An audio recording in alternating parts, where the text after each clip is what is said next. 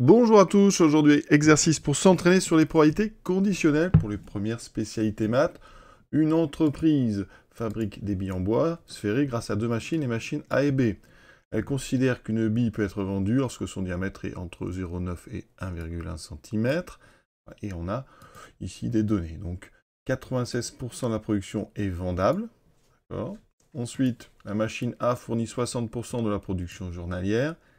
Et troisième information, la proportion de billes vendables parmi la production de la machine A est 98%. Voilà. Et on vous donne donc trois événements. A, c'est évidemment fabriqué par la machine A. B, fabriqué par la machine B. Et V, la bille est vendable. Donc très simple comme appellation, on ne peut pas s'y perdre. Donc on est parti tout de suite. On vous demande de déterminer la probabilité que la bille choisie soit vendable et provienne de la machine A.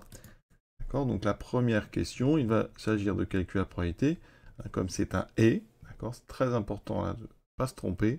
Vous pouvez inverser. On peut dire la boule choisie soit provienne de A et soit vendable. Donc ça, c'est une intersection. Ça n'est pas du tout une probabilité conditionnelle. C'est donc V inter A, qui est aussi vraiment A inter V. Et donc là, on va avoir un choix en fonction des données. Donc le premier calcul qu'on va faire, c'est de traduire les trois phrases, ici, les unes après les autres. Donc 96% de la production journalière est vendable. C'est très simple. Ça, c'est la probabilité de l'événement V. Donc P de V, c'est 0,96. On va pas tout de suite se lancer dans un arbre commençant par V. On va d'abord traduire tout. Donc ensuite, la machine A fournit 60% de la production journalière. Donc ça veut dire que la probabilité de l'événement A, c'est 0,6. Donc là, on a deux options. On peut commencer l'arbre par A ou par V. Donc c'est la troisième phrase qui va nous indiquer un petit peu les choses. Donc ici, on vous dit la proportion de billes vendables parmi la production. Donc on est parmi A, donc la condition c'est de une bille parmi A, et dans ces cas-là, la probabilité qu'elle soit vendable, donc c'est une conditionnelle. P2V sachant A, c'est 0,98. D'accord. Et donc partant de là, on peut tout de suite se lancer dans un arbre.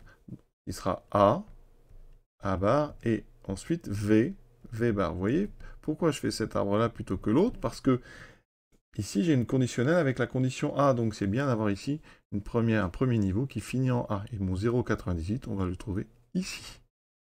D'accord. Donc ici, j'ai 0,02, complément à 1. P de A, c'est 0,6. Et P de la barre, c'est 0,4. Et donc, il y a une info qu'on n'a pas encore mis dans l'arbre, c'est P de V égale 0,96. Mais on peut déjà répondre à la première question. P de A inter V, eh bien, dans l'arbre, vous voyez, c'est le chemin ici qui passe par A puis par V. Ça va être donc, dans des arbres, on multiplie les probabilités qu'on rencontre quand on parcourt un chemin. Donc ici, ça va faire P de A.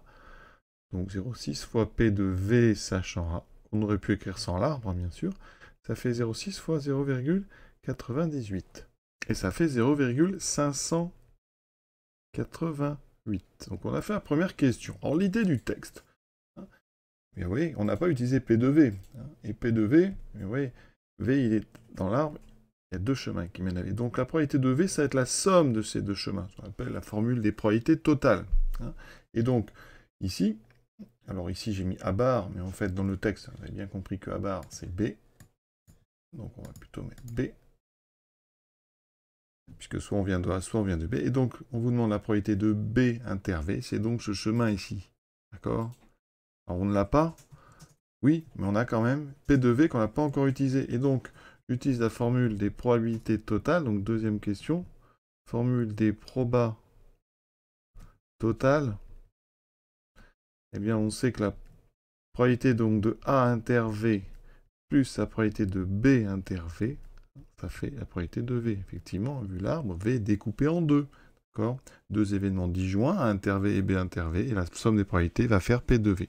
Et là, on a une seule chose qui est inconnue, c'est ce qui nous sert, c'est ce qu'on cherche plutôt, c'est P de B inter V.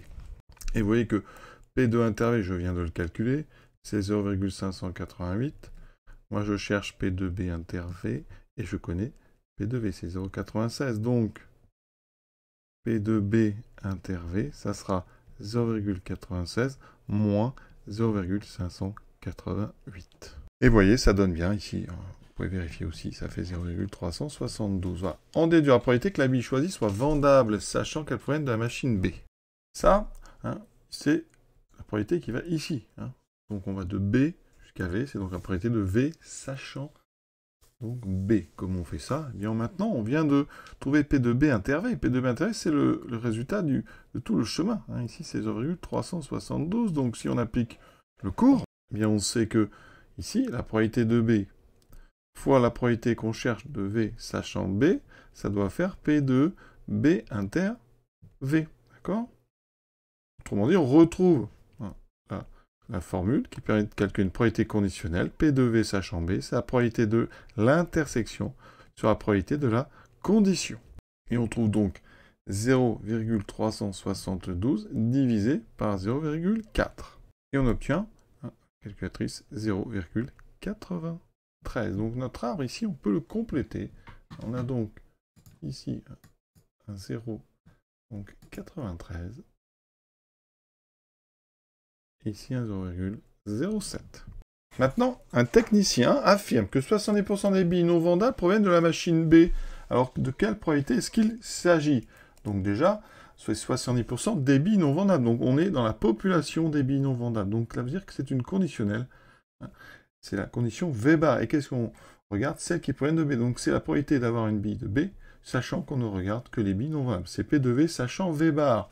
Alors c'est cohérent parce que dans l'arbre, ça on l'a pas, vous voyez, c'est un chemin qui irait de V bar à V, c'est bien une conditionnelle inversée, comme souvent dans ces exercices. Donc là, j'applique le cours, c'est la probabilité de l'intersection divisée par la probabilité de la condition. Alors la condition, donc on a tout, hein. P de B inter V bar, bon, c'est le chemin d'en bas, vous voyez, parce que c'est P de B fois P de V bar sachant B. Hein. Donc c'est donc 0,4 fois 0,07 divisé par P de V bar, on connaît P de V, qui est 0,96. Donc P de V bar, c'est 1 moins 0,96. Donc on obtient 0, ici, alors 4 fois 7, 28. Donc 0,028 sur 0,04.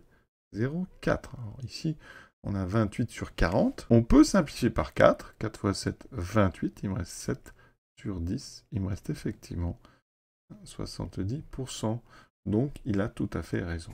Il a raison. Voilà. Et l'exercice est terminé. À bientôt.